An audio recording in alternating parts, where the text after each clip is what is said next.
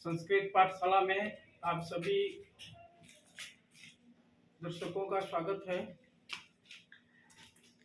मैं आज आप लोगों के समक्ष संस्कृत व्याकरण से संबंधित ये पहला चैप्टर डाल रहा हूँ जो संस्कृत व्याकरण के लिहाज से और अभी जो 2023 के परीक्षार्थी हैं बिहार बोर्ड के लिए उनके लिए भी महत्वपूर्ण है।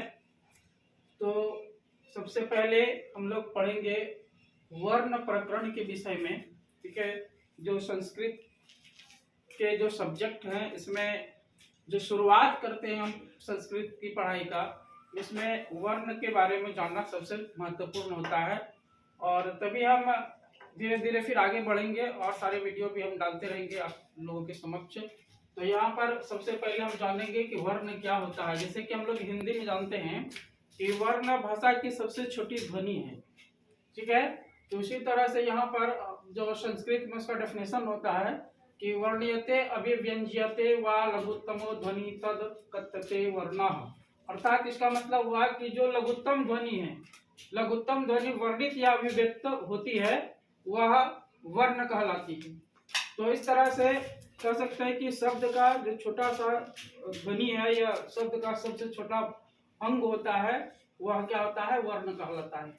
और इस तरह से हिंदी के वर्ण और संस्कृत के वर्ण में लगभग समानता है, लेकिन थोड़ा बहुत इसमें जो विभिन्नताएं हैं उसी के संदर्भ में आज हम लोग देखेंगे कि इसमें जैसे यहाँ पर देखेंगे कि संस्कृत वर्णमाला में कुल 51 वर्ण होते हैं और उसका जो विवरण है यहाँ पर दिया गया है, जिसमें सबसे पहले स्वर वर्ण होता है। और हिंदी में भी आप लोग जानते होंगे कि हिंदी में भी स्वर वर्ण होता है, लेकिन संस्कृत में स्वर वर्ण को अच कहा जाता है, जिसमें से ये वर्ण शामिल होता है। ओ आ से लेकर के औ तक ये कुल 13 अच होता है संस्कृत में, जिसको स्वर वर्ण बोलते हैं। तो इसमें से अ, हर्षई, हर्षऊ, री और लृ इसको शुद्ध स्वर कहा जाता है, जो यहाँ पर आपके सामने में दिया गया है। उसके बाद जो अन्य स्वर हैं, मतलब ये शुद्ध स्वर को छोड़ करके, जैसे आ, दीर्घई, इसके बाद दुर्गऊ और इसके बाद बड़ी री, ए, ऐ, ओ, औ, ये सारे अन्य स्वर के अंतर्गत आते हैं। तो इस तरह से हम देखते हैं कि ये जो संस्कृत के स्वर हैं और हिंदी के स्वर हैं लगभग समानता ही है दोनों में। और यहाँ पर जो दूसरा इसका जो भाग होता है वर्ण का, संस्कृत में और हिंदी में भी व्यंजन वर्ण कहा जाता है और संस्कृत में इसको हल कहा जाता है।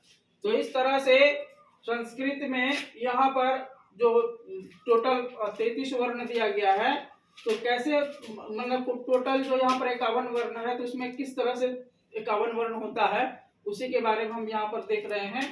तो क वर्ग में, क वर्ग का कहने का मतलब हुआ क, ख, ग, घ, अंग, मतलब ये जो क का 5 वर्ण होता है वो सब मिलाकर के आता है। उसी तरह से च वर्ग हुआ, ट वर्ग हुआ, त वर्ग हुआ, प वर्ग हुआ और य, र, ल, व, तालव, श, मूर्धन्य श, दंत स, ह।